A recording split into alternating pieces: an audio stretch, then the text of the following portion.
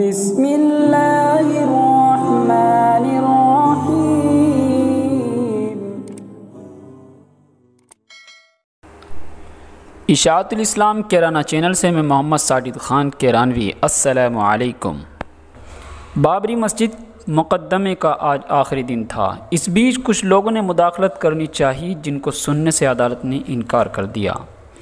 جمعیت علماء ہند کے صدر محترم حضرت مولانا سید ارشد مدنی صاحب یہ پہلے سے کہتے آئے ہیں کہ یہ مقدمہ عقیدے کا نہیں ہے بلکہ ملکیت کا ہے۔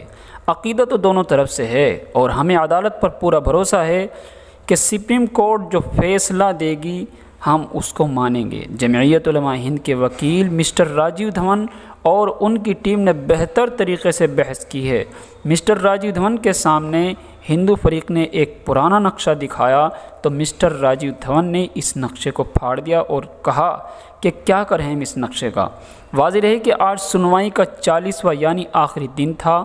اب سپریم کورٹ کی چیف جسٹس مسٹر گوگوئی نے فیصلہ محفوظ رکھ لیا ہے اور یہ فیصلہ 23 دنوں میں یعنی نومبر میں آنے کی توقع ہے۔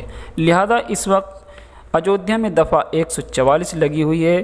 پی ایس سی کی 47 کمپنیاں پہلے سے موجود ہیں، 200 اور بلائی ہیں تاکہ ناخوشگوار واقعہ پیش نہ آئے۔ دعا کریں کہ اللہ تعالیٰ جو بھی کرے بہتر کرے، آمین۔